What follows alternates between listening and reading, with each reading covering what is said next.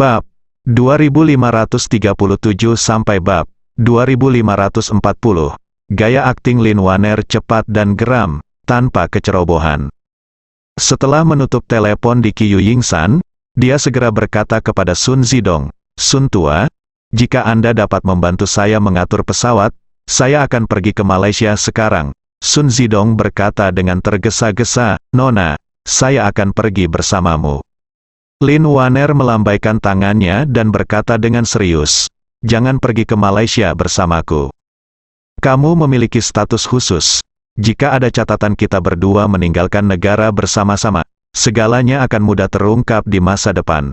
Saya akan menggunakan identitas entry ini terlebih dahulu, dan kemudian segera kembali dengan identitas baru, dan langsung pergi ke Jinling ketika dia kembali.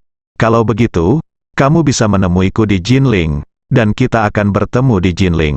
Sun Zidong mendengar ini, mengangguk dan berkata, "Oke. Kalau begitu aku akan menunggumu di Yanjing. Setelah kamu tiba di Jinling, aku akan pergi menemuimu." "Oke." Lin Waner bertanya kepadanya, "Kapan waktu tercepat kapan pesawat bisa terbang?" Sun Zidong buru-buru berkata, "Ada jet bisnis Gulfstream G700 di Bandara Yanjing. Dalam keadaan siaga, Anda dapat terbang kapan saja. Anda dapat mencapai Malaysia dalam waktu 5 jam. Lin Waner mengangguk. "Kalau begitu bantu aku mempersiapkannya sesegera mungkin. Lalu atur mobil untuk mengantarku ke bandara."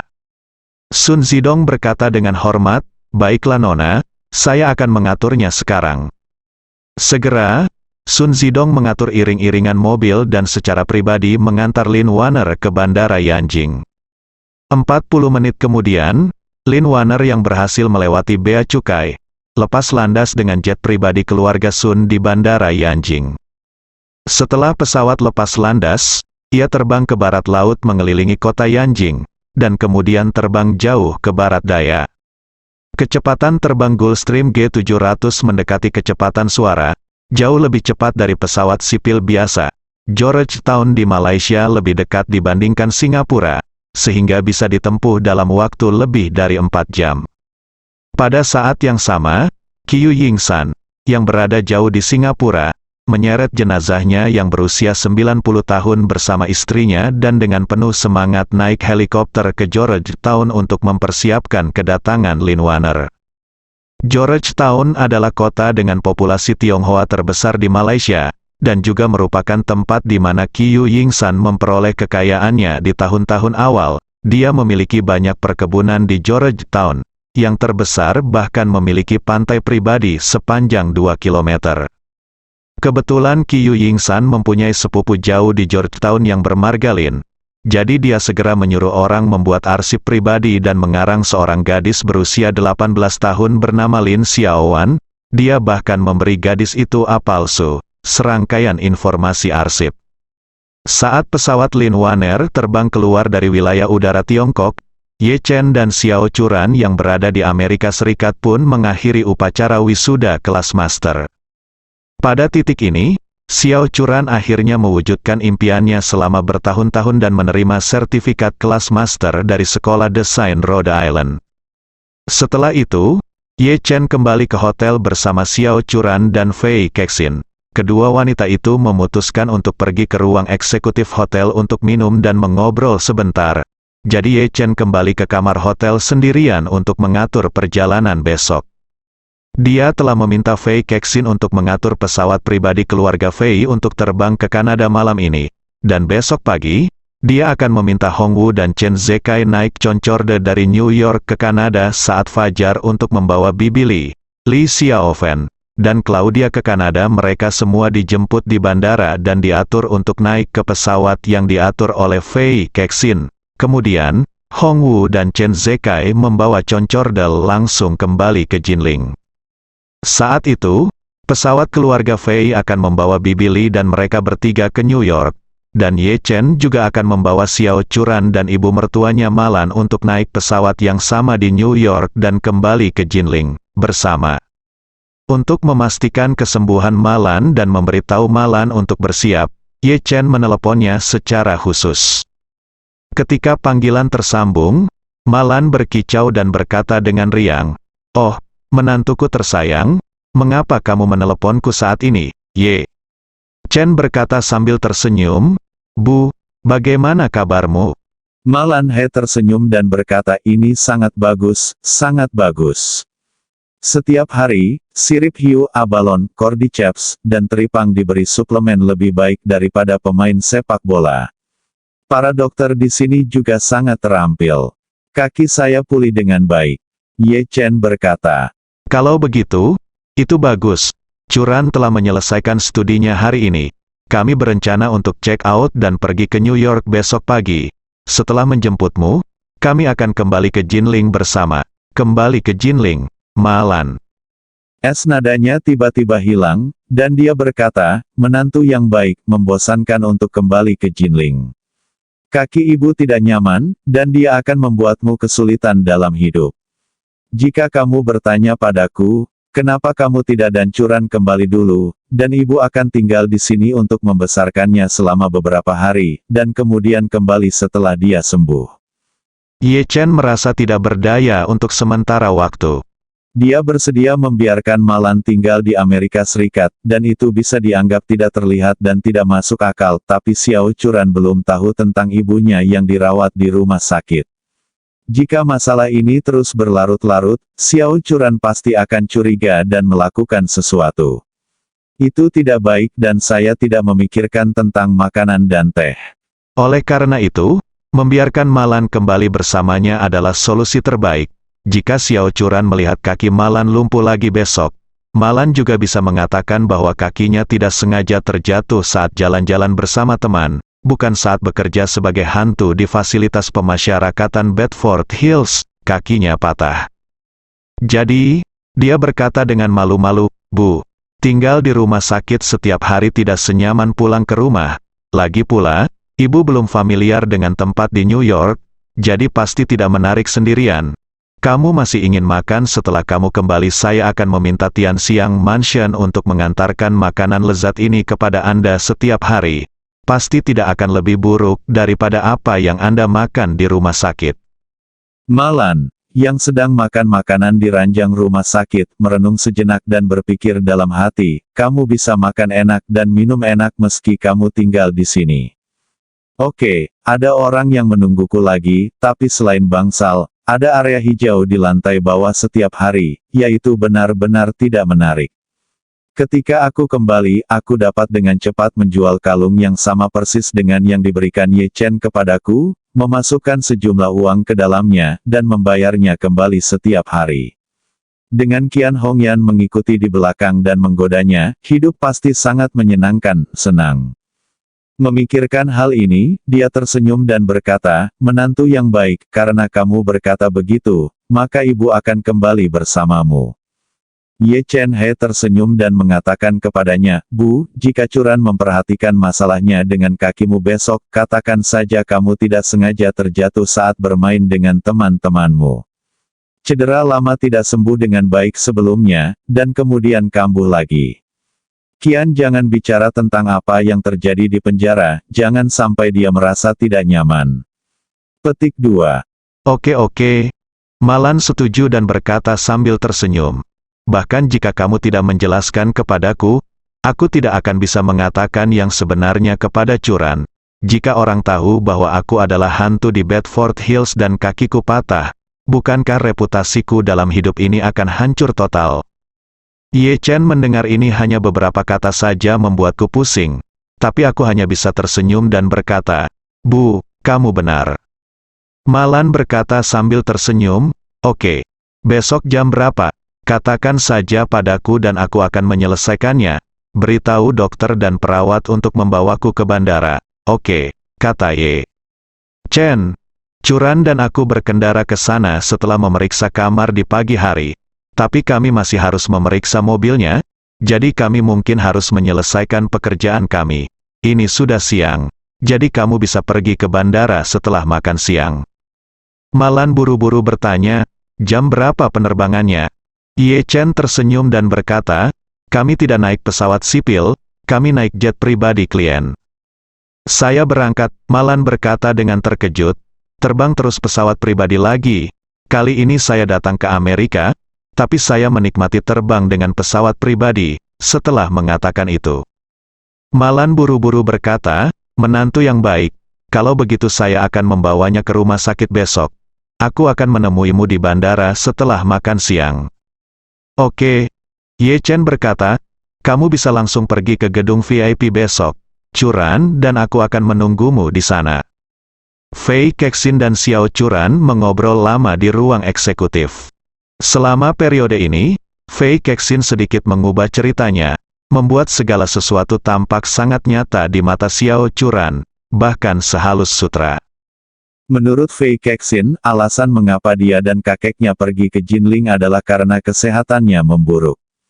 Seseorang memperkenalkannya kepada seorang dokter pengobatan Tiongkok terkemuka bernama Si Tianqi. Ketika mereka mengetahui bahwa Si Tianqi membuka klinik medis di Jinling, mereka memutuskan untuk pergi ke Jinling, segera terbang ke Jinling. Setelah tiba di Jinling, agar tidak menonjolkan diri, Fei Kexin menggunakan identitas palsu Zhan Feier, dan dia telah memilih identitas ini ketika dia memasuki Tiongkok. Jadi ini juga membuat Xiao Churan menyadari bahwa Fei Kexin bukanlah yang saya buat, nama palsu hanya untuk menipu dia. Fei Kexin memberitahu Xiao Churan bahwa setelah dia dan kakeknya tiba di Jinling, mereka menemukan Si Tianqi untuk merawat kakeknya, dan dia memang sudah sembuh dari penyakitnya. Namun, saat itu, pamannya memanfaatkan ketidakhadiran kakeknya di Amerika Serikat dan menggunakan tipuan untuk membawanya pergi, mengambil posisi sebagai kepala keluarga dan mulai memburu dia dan kakeknya. Pada saat itulah dia mendengar seseorang di Jinling berkata bahwa Ye Chen adalah ahli Feng Shui yang sangat kuat, jadi dia menemukan Ye Chen untuk mencoba memecahkan situasi. Ye Chen memberinya beberapa petunjuk, dan dia serta kakeknya melarikan diri. Pada saat itulah, agar tidak melibatkan Xiao Churan, dia meninggalkan Xiao Churan tanpa pamit dan menghilang dari dunia Jinling. Belakangan, Fei Kexin memberitahu Xiao Churan bahwa alasan dia bisa menjadi kepala keluarga Fei adalah karena Ye Chen mengubah Feng Shui dan takdirnya, sehingga dia bisa tinggal bersama kakeknya ketika keluarga Fei menghadapi krisis besar. Kembali ke New York dan berhasil mendapatkan kembali posisinya sebagai kepala keluarga. Fei Kexin tidak perlu menjelaskan sisanya kepada Xiao Churan. Xiao Churan sudah mengenal 9 dari 10 orang di TV. Fei Kexin dengan cerdik menyembunyikan tujuan sebenarnya pergi ke Jinling, dan kemudian memindahkan Si Tianqi untuk menjadi pengganti yang sempurna. Kemudian dia menggunakan identitas Ye Chen sebagai ahli Feng Shui untuk memaksimalkan aspek Feng Shui. Jadi dia menipu Xiao Churan, kepercayaan. Ketika dia mendengar bahwa Fei Kexin diburu oleh pamannya dan hampir mati, dia merasa sedikit malu. Yang memalukan adalah Fei Kexin menghadapi krisis yang begitu besar, jadi dia pergi tanpa menyapa agar tidak melakukannya, melibatkan dirinya sendiri. Dia pergi, tapi dia merasa kecewa di hatinya karena dia pergi tanpa pamit. Dan dia juga bangga dengan suaminya. Dia benar-benar tidak menyangka bahwa kemampuan Ye Chen dalam Feng Shui akan begitu kuat, bahkan dia bisa membantu Fei Kexin mendapatkan kembali posisi kepala keluarga Fei dan naik ke puncak dalam satu langkah. Ini juga dengan sempurna menjelaskan mengapa Fei Kexin, kepala keluarga Fei yang bernilai $1 triliun, bersikap hormat di depan Ye Chen. Segalanya, menurut Xiao Churan, sangat sempurna. Oleh karena itu, tidak ada keraguan sama sekali dalam pikirannya. Dengan cara ini, sedikit kehilangan di hatinya hilang sama sekali. Saat mengantar Fei Kexin pergi dan kembali ke kamar hotel, ia bahkan diam-diam menyeka air mata karena naik turunnya Fei Kexin. Ketika dia kembali ke kamar, Ye Chen menemukan bahwa mata istrinya merah karena menangis, dan dia dengan cepat bertanya dengan prihatin, "Istri, mengapa kamu menangis? Apa yang terjadi?" Xiao Churan tidak berkata apa-apa, berjalan dan memeluknya dengan lembut.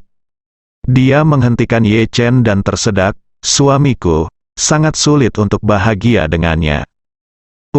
Ye Chen tertegun sejenak, lalu dia menebak apa yang sedang terjadi, jadi dia menepuknya.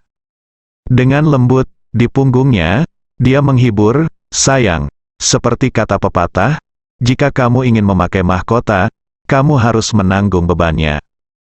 Jika Nona Fei hanyalah seorang gadis dari keluarga biasa, tentu saja dia tidak perlu mengalaminya, begitu banyak bahaya dan kesulitan, tapi sekarang dia bernilai 1 triliun dolar. Pemimpin keluarga orang setinggi ini, harus menderita beberapa kesulitan, kalau tidak, dia tidak akan tahu bagaimana menghargainya sama sekali. Xiao Churan menghela nafas dan berkata pada dirinya sendiri. Menyalahkan? Saya tidak tahu dia telah melalui begitu banyak suka dan duka. Saya pikir dia sengaja membuat identitas palsu untuk mengalami kehidupan di Jinling, dan setelah cukup mengalami, dia menghilang tanpa menyapa. Ye. Chen tersenyum dan berkata, sekarang kamu tahu kebenaran masalahnya. Kamu tidak perlu terlalu khawatir tentang dia. Katakan, ini adalah hasil terbaik sekarang. Bukankah sempurna bahwa kalian berdua akhirnya bisa mengesampingkan kesalahpahaman ini dan menjadi teman lagi? Ya, Xiao Churan merasa apa yang dikatakan Ye Chen masuk akal, dan mengangguk dengan lembut.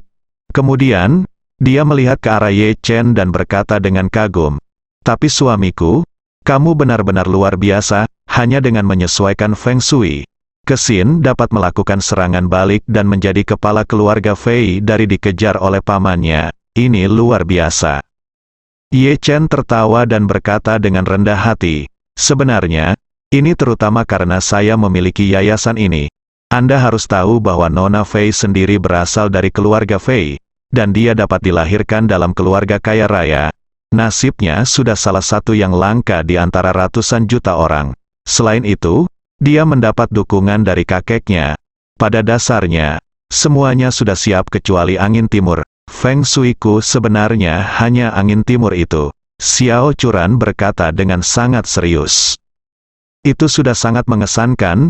Dulu saya berpikir bahwa jika Anda selalu menunjukkan Feng Shui kepada orang lain, suatu hari nanti seseorang mungkin akan datang untuk meminta penjelasan.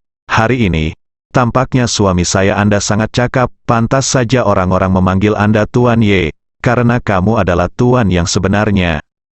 Ye Chen menyentuh hidungnya dan berkata sambil tersenyum, sayang, kamu sangat memujiku, aku akan bangga.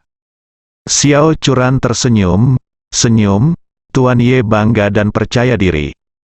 Beberapa jam kemudian, sebuah pesawat Gulfstream mendarat di Bandara Georgetown di Malaysia. Kota berpenduduk Tionghoa ini juga punya nama lain, Penang. Saat ini, hujan sedang turun deras di Penang, dan sepertinya hujan turun dari langit hingga ke tanah. Setelah pesawat mendarat, pesawat langsung meluncur menuju hanggar yang telah ditentukan. Suara hujan yang menghantam atap bergema di seluruh hanggar, dan Qiu Yingsan serta istrinya yang berusia 85 tahun telah lama menunggu di sini. Ketika Lin Waner turun dari pesawat, Qiu Yingsan memegang tangan istrinya, berjalan ke depan dengan penuh semangat, dan berkata dengan hormat, Nona, Anda telah bekerja keras sepanjang waktu. Istri Qiu Yingsan juga berkata dengan hormat, Nona, Anda telah bekerja keras, Lin Waner. Mengangguk, dia mengangguk, tersenyum sedikit, dan berkata, Anda tidak perlu datang ke sini untuk menjemput saya, cukup kirimkan sopir. Qiu Yingsan buru-buru berkata, Nona, Anda di sini di Malaysia, bagaimana mungkin aku tidak datang untuk menyambutmu? Lin Waner mengerti. Dia tersenyum dan berkata, ini bukan tempat untuk berbicara, ayo pergi dulu. Oke, Qiu Yingsan berkata dengan hormat, saya sudah berhati-hati dari bea cukai. Tolong berikan saya paspor yang Anda bawa dan saya akan mengatur seseorang untuk menanganinya. Anda tidak perlu khawatir tentang prosedur selanjutnya. Lin Waner mengangguk dan menyerahkan paspor masa depan itu kepada Qiu Yingsan. Setelah itu, Qiu Yingsan meminta Lin Waner untuk masuk ke dalam Rolls-Royce miliknya yang berukuran besar dan meminta salah satu orang kepercayaannya untuk mengurus formalitas imigrasi untuk Lin Waner. Sementara orang kepercayaan lainnya mengantar mereka bertiga keluar dari bandara menuju rumahnya di Georgetown. Dalam perjalanan, Lin Waner melihat pemandangan hujan di sekitarnya dan menghela nafas sambil berpikir, Penang masih sangat menyukai hujan. Aku benci hujan. Qiu Yingsan tersenyum canggung dan berkata tanpa daya, hujan di Penang memang turun, di musim panas. Hujan turun 2 kali dalam sebulan terakhir, satu selama 14 hari, satu lagi selama 15 hari, dan berhenti selama 1 hari. Setelah mengatakan itu, Qiu Yingsan ragu-ragu sejenak dan bertanya padanya, "Nona, belum kamu selalu ingin kembali ke Tiongkok? Mengapa kamu tiba-tiba pergi ke Jinling untuk menetap sementara kali ini?" Lin Wanner tersenyum dengan tenang dan berkata, "Saya mengalami beberapa masalah di Eropa Utara. Saya ingin pergi ke China untuk menghindari pusat perhatian dan mencari orang lain." Qiu Yingsan bertanya dengan rasa ingin tahu, "Siapa yang layak untuk pencarian pribadi Anda, Nona?" Lin Wanner tersenyum cerah, "Dia adalah pria yang mulia. Mungkin dia satu-satunya orang yang bisa mengubah jalan hidupku." Hari berikutnya, Ye Chen dan Xiao Churan mengemasi barang bawaan mereka, check out dari hotel, dan meninggalkan Providence, tempat mereka tinggal selama lebih dari sebulan. Keduanya langsung berkendara menuju bandara New York. Saat memeriksa mobil di bandara, Ye Chen menerima telepon dari Malan. Di telepon, Malan bertanya kepadanya, "Menantu yang baik, saya sudah tiba di bandara. Di mana kamu?" Ye Chen bertanya padanya, "Bu, apakah kamu di gedung VIP?" "Iya." Malan berkata, "Chen dari rumah sakit. Direktur secara pribadi mengirim saya ke sini." "Oke." Ye Chen menjawab dan berkata, "Tunggu kami di lobi gedung VIP.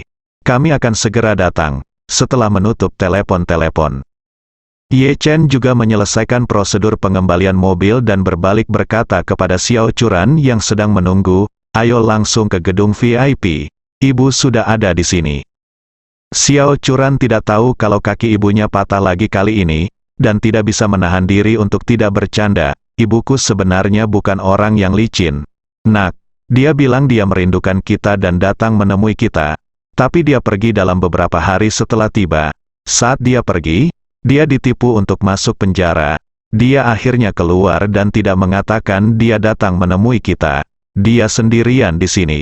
New York menjadi lebih cantik." Ye Chen tersenyum dan berkata, "Apakah kamu tidak mengerti ibu kami karakter? Aku meneleponnya kemarin dan dia tidak mau pergi." Xiao Churan menggelengkan kepalanya tak berdaya dan menghela nafas. Benar-benar tidak ada yang bisa kita lakukan terhadapnya. Karena agen persewaan mobil masih agak jauh dari VIP gedung. Karyawan agen persewaan mobil mengantar mereka berdua ke pintu masuk gedung VIP dengan shuttle bus kecil. Begitu keduanya memasuki gedung VIP, mereka mendengar Malan berteriak keras, "Churan, Ye Chen." Xiao Churan melihat sekeliling, tetapi tidak melihat Malan. Pada saat ini, kursi roda listrik berteknologi tinggi melesat ke arahnya. Xiao Churan melirik ke bawah dari sudut matanya dan tiba-tiba menemukan bahwa orang yang mengemudikan kursi roda listrik itu sebenarnya adalah ibunya, Malan. Malan mengendalikan kursi roda listrik dengan satu tangan, berhenti dengan mantap di depan kedua orang itu, dan berkata kepada Xiao Churan, "Di mana kamu melihat? Aku tidak bisa melihat ibumu dengan mata sebesar itu." Xiao Churan berkata tanpa daya, "Bu. Aku tidak melihat ke bawah lebih jauh." Melihat wajah Malan yang merona dan berkilau, dan bahkan sedikit lebih gemuk dibandingkan terakhir kali kita bertemu. Reaksi pertama Xiao Churan adalah ibunya pasti baik-baik saja akhir-akhir ini. Namun, dia segera sadar dan bertanya dengan cepat, "Bu, kenapa ibu berada di kursi roda lagi?" Malan menghela nafas dan berkata tanpa daya, "Lupakan. Saya kurang beruntung beberapa hari yang lalu dan terpeleset saat berjalan. Kakiku patah lagi. Kaki kananku tidak berfungsi dengan baik terakhir kali, jadi patah lagi." Xiao Churan segera berkata dengan sakit hati, "Bu, kenapa kamu tidak lebih berhati-hati? Kakiku sudah terlalu sering patah. Jika saya terus seperti ini, apakah di masa depan akan bisa tumbuh kembali?" "Ya, Malan berkata sambil tersenyum, "Dokter mengatakan bahwa kaki saya akan patah. Pasti sembuh, jadi kamu bisa jangan khawatir." Xiao Churan berkata dengan serius, "Bu, kamu pikir tidak apa-apa sekarang? Aku khawatir akan ada gejala sisa ketika kamu bertambah tua. Kamu harus berhati-hati dan berhati-hati di masa depan untuk tidak pernah biarkan kakimu terluka lagi." Oke. Malan berkata dengan serius, ibu akan merawat kaki ini dengan baik di masa depan. Xiao Churan hanya bisa mengangguk tak berdaya. Pada saat ini, seorang wanita yang seumuran dengan Malan dan tampak seperti seorang intelektual maju ke depan dan berkata kepada Xiao Churan dengan tatapan meminta maaf, "Apakah kamu Churan? Ye Chen pernah melihat." Wanita ini sebelumnya, Rumah Sakit Feijia adalah direktur yang bertanggung jawab atas Malan. Sepertinya dia datang ke sini hari ini untuk membantu Malan berbohong di depan Xiao Churan. Ketika Xiao Churan melihatnya untuk pertama kali, dia mengangguk bingung dan bertanya dengan heran, "Siapa kamu?" Wanita itu buru-buru berkata, "Saya teman ibumu. Dia tinggal bersama saya di New York akhir-akhir ini. Aku benar-benar minta maaf, ini semua salahku karena aku tidak merawat ibumu dengan baik dan dia secara tidak sengaja menjatuhkan kakinya. Tolong jangan pedulikan." Ketika Xiao Churan mendengar ini, dia dengan cepat berkata, "Bibi, tolong jangan katakan itu. Kaki ibu adalah masalah lama. Sudah patah beberapa kali. Mungkin sedikit rentan cedera. Aku tidak bisa menyalahkanmu. Selain itu, ibuku pasti telah menyebabkan banyak masalah bagimu di New York selama periode ini. Sebagai seorang putri, saya harus berterima kasih kepada Anda karena selalu merawatnya." Wanita itu mengangguk sedikit dan berkata, "Saya telah menemui dokter terbaik di kaki ibumu. Selama dia beristirahat sebentar, dia akan bisa sembuh bahkan dari penyakit lamanya. Bisa disembuhkan. Saya bahkan membelikannya kursi roda listrik lipat pintar ini. Ini adalah alat transportasi yang sangat direkomendasikan oleh ahli bedah ortopedi. Sangat fleksibel. Setelah Anda kembali, Anda bisa melipatnya saat kamu membawa ibumu keluar. Taruh di bagasi." Xiao Churan berkata dengan cepat, "Terima kasih banyak, Bibi. Ibuku pasti menghabiskan banyak uang untuk perawatan medis. Berikan aku nomornya dan aku akan meneleponmu." "Tidak." Wanita itu tersenyum dan melambaikan tangannya dan berkata, "Ibumu dan aku adalah saudara perempuan yang baik. Jadi hal kecil ini tidak masalah.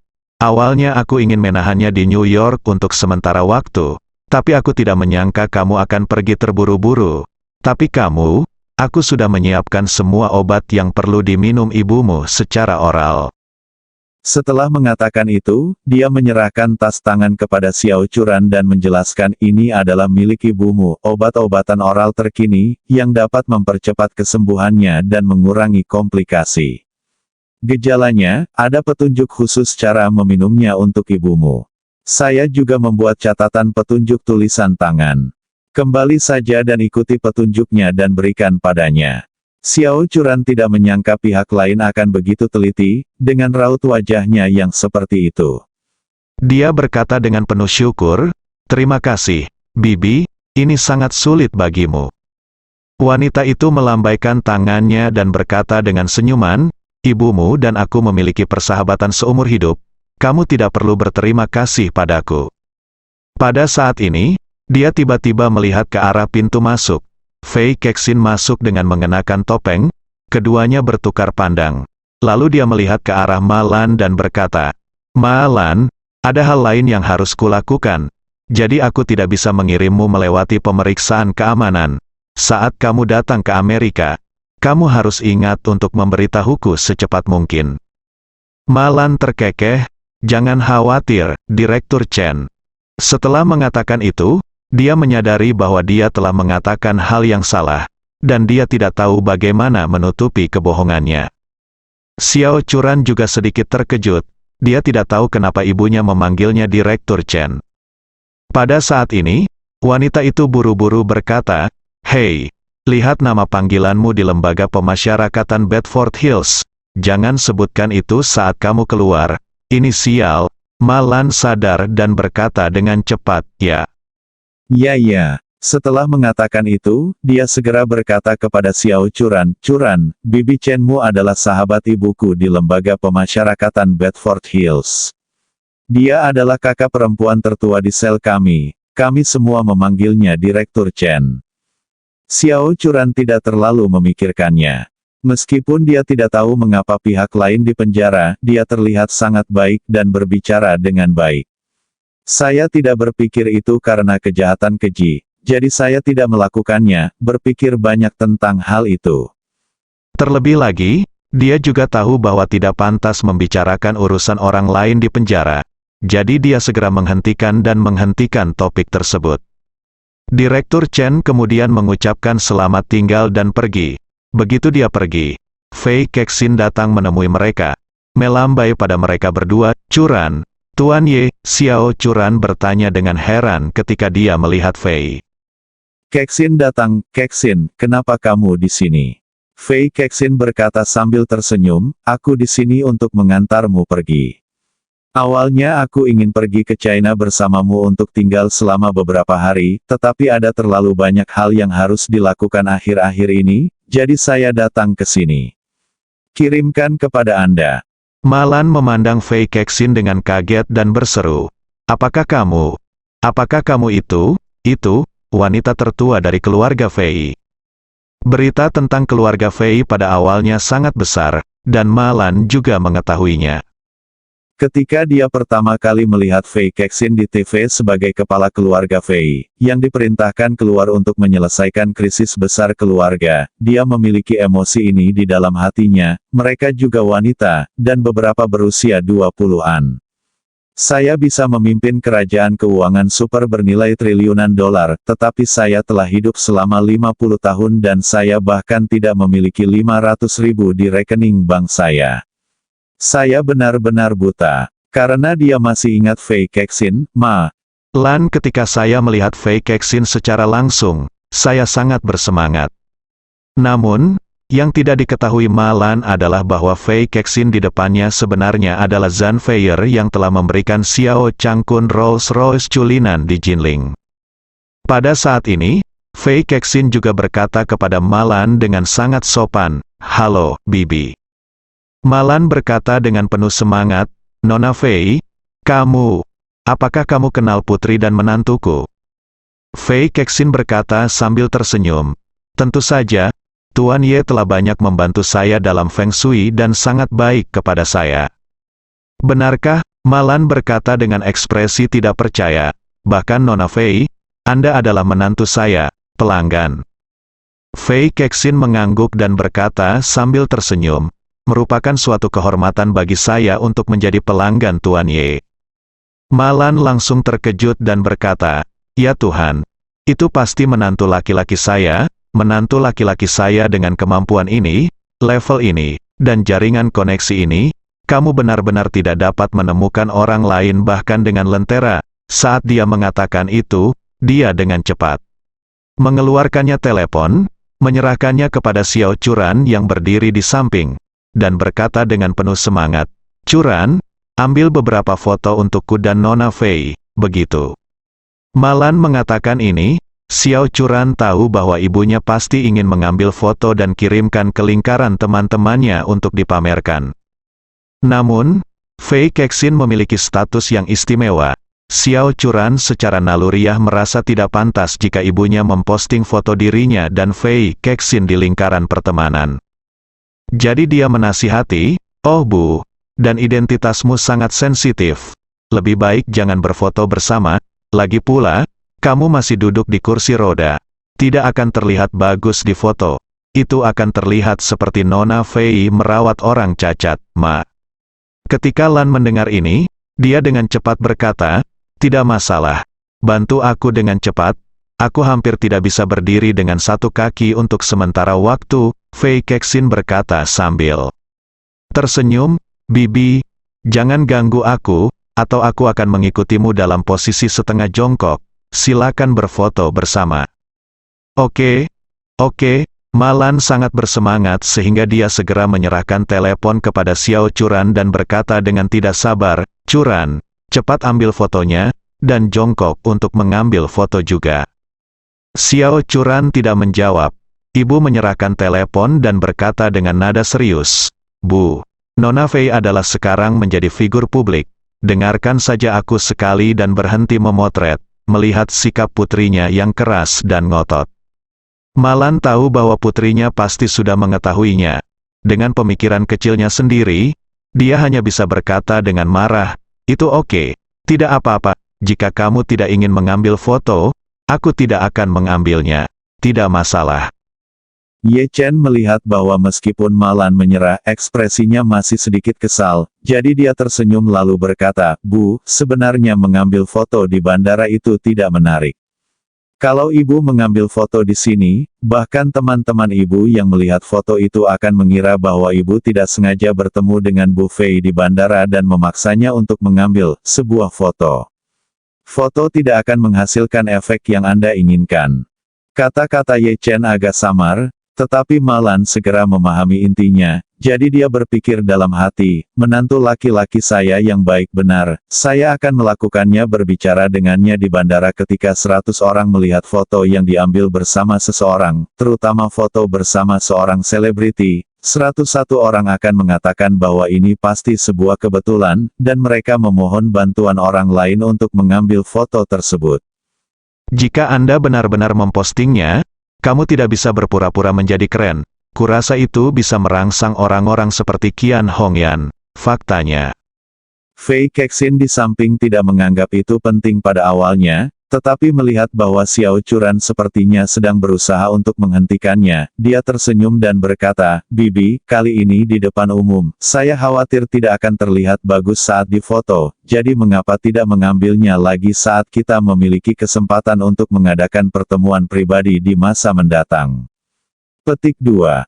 mendengar ini, suasana hati Malan yang awalnya sedikit kecewa tiba-tiba membaik pesat, dan dia diam-diam berpikir dalam hati, saya menantu yang baik, dia sangat cakap bahkan Nona Fei adalah kliennya, bertemu dengannya di masa depan pasti akan sangat diperlukan. Jika dia benar-benar bisa berfoto dengan Nona Fei di sebuah pesta, itu akan sangat luar biasa. Jadi, dia tidak ragu-ragu, dia setuju dan berkata sambil tersenyum, Nona Fei harus datang. Ke Jinling akan bermain jika dia punya waktu, dan dia harus menjadi tamu di rumah kita ketika dia datang. Fei Kexin mengangguk dan berkata sambil tersenyum, tidak masalah. Bibi Ma, ketika waktunya tiba pasti datang dan berkunjung. Ye Chen menerima pesan suara dari Li Xiaofen saat ini dan mendengarkannya. Li Xiaofen berkata dalam pesan, Saudara Ye Chen, kami telah mendarat di bandara New York. Apakah Anda sudah tiba? Ye Chen menjawabnya, kami baru saja tiba di bandara dan segera mulai check-in. Li Xiaofen dengan gembira menjawab, bagus sekali, Kapten berkata kami tidak perlu turun dari pesawat. Kami cukup menunggumu di pesawat. Ye Chen menjawab, iya, Anda tinggal menunggu di pesawat, kami akan segera tiba. Setelah membalas pesan Li Xiaofen, Ye Chen berkata, pesawat telah mendarat, bagaimana kalau kita cepat dan melalui formalitasnya? Setelah itu, dia berkata kepada Fei Kexin, Ms. Fei, setelah melewati pemeriksaan keamanan, Anda akan keluar dari bea cukai. Jangan kirim saya lagi, cepat kembali, Fei. Kexin merasa enggan untuk menyerah, tetapi masih mengangguk sambil tersenyum dan berkata, Tuan Ye, Chu Ran, dan Bibi Ma, perjalananmu menyenangkan, aku tidak akan mengantarmu pergi, Ma. Lan berseru, oh, saya mendengar mereka berkata bahwa Anda tidak bisa terbang jika ada angin yang menarik, pesawat akan jatuh jika ada angin yang menarik, saya tidak tahu apakah itu benar atau tidak, Ye. Chen tersenyum dan berkata, Bu, jangan dengarkan omong kosong mereka, pesawat hanya perlu terbang melawan angin saat lepas landas, begitu sampai di langit, ia bisa terbang lebih cepat dengan penarik angin, awalnya memakan waktu 10 jam untuk sampai. Tapi kalau ada penarik mungkin butuh waktu 8 jam, hampir sampai. Itu dia, Malan bergumam, terakhir kali aku datang ke Amerika Serikat, Qian Hongyan memintaku di lingkaran teman-temanku untuk mendoakan perjalananku yang aman, dan aku memarahinya di dalam hatiku. Sepertinya aku salah menyalahkannya, Ye. Chen tidak hanya tertawa terbahak-bahak, tapi kemudian dia dan Luo Xiao Churan bersiap untuk menjalani pemeriksaan keamanan bersama. Setelah mengucapkan selamat tinggal kepada Fei Kexin, mereka bertiga melewati pemeriksaan keamanan dan bea cukai dan langsung naik pesawat dari tempat parkir, ruang di luar gedung VIP. Malan mengalami kesulitan dengan tungkai dan kakinya, bandara juga secara khusus mengirimkan 2 petugas layanan untuk mendukungnya sepanjang jalan. Di pesawat, Bibi Li Xiaofen dan Claudia melihat Ye Chen dan yang lainnya naik pesawat. Mereka semua segera berdiri untuk menyapa, terutama Li Xiaofen dan Claudia. Ye Chen, semua dengan malu-malu berteriak serempak, "Saudara Ye Chen." Ye Chen menyeringai pada mereka berdua dan bertanya, "Bagaimana kabar kalian berdua akhir-akhir ini?" "Tidak buruk," Li Xiaofen tersenyum dan berkata, "Baru-baru ini, ketika kami berpikir untuk kembali ke Jinling, kami berdua sangat bersemangat. Kami berbicara lama tentang Jinling setiap malam." Ye Chen mengangguk, memandang Claudia, dan berkata sambil tersenyum, "Claudia, selagi masih liburan musim panas, setelah kamu tiba di Jinling, kamu masih punya waktu untuk beradaptasi perlahan, lalu biarkan Xiaofen membawamu kemana saja, jalan-jalan dan belajar tentang adat istiadat setempat dan adat istiadat Jinling." Claudia mengangguk sedikit dan berkata dengan serius, "Baiklah, Saudara Ye Chen, terima kasih, Saudara Ye Chen." Li Xiaofen di samping tersenyum dan berkata, "Saudara Ye Chen, jangan lupa, Ibu Claudiusia berasal dari Jinling." Omong-omong, Jinling adalah rumah nenek Claudia. Ye Chen tersenyum dan berkata, "Memang benar, apakah kamu masih memiliki kerabat di Jinling?" Tidak lagi. Claudia menggelengkan kepalanya dan berkata, "Kakek nenekku sudah meninggal, dan aku punya paman yang juga berada di luar negeri, dan aku jarang berhubungan dengannya, jadi pada dasarnya aku tidak punya sanak saudara selama ini, dan beberapa dari mereka telah tiada. Mereka adalah saudara jauh yang belum pernah bertemu satu sama lain dan bahkan tidak dapat menyebutkan nama mereka." Ye Chen tersenyum dan berkata, "Tidak apa-apa, ada Bibi Li Xiaofen, dan aku, kami adalah semua kerabatmu." Claudius ya tergerak hatinya dan mengangguk dengan berat. Kali ini, Ye Chen memperkenalkan Bibi Li. "Ngomong-ngomong, Bibi Li, izinkan saya memperkenalkan ibu mertua saya kepada Anda." Saat dia berbicara, dia menunjuk ke arah Malan, dan kemudian berkata kepada Malan, "Bu, ini Bibi Li dari panti asuhan. Kamu seharusnya sudah mendengarnya." Mendengarnya, Malan memandang ke arah melihat Bibi Li, dia berkata dengan heran, "Aku biasa mendengar Ye Chen berbicara tentangmu setiap hari."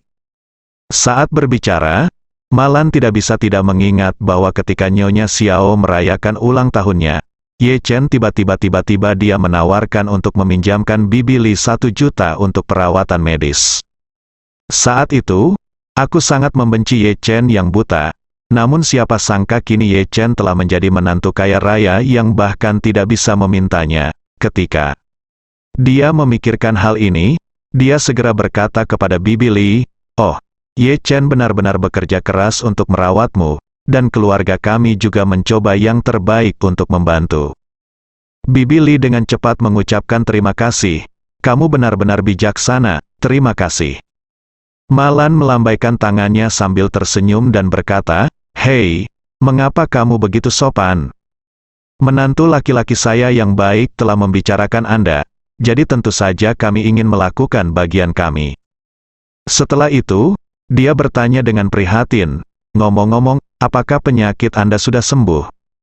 "Oke." Bibi Li mengangguk dan berkata, "Saya pergi ke Yanjing untuk operasi dan saya sudah pulih." "Itu bagus," Malan berkata dengan wajah senang, "kamu harus menjaga dirimu sendiri di masa depan." Menantu laki-lakiku mengenal seorang yang sangat terkenal kawan. Dokter ajaib itu sepertinya bernama omong-omong, si Tianqi. Biarkan dia membawamu untuk melihat-lihat nanti." Bibi Li tersenyum sedikit, mengangguk dan berterima kasih, "Terima kasih, kamu perhatian." Ye Chen mendengar Malan mengatakan ini. Katanya, "Mau tak mau aku merasakan banyak emosi di hatiku.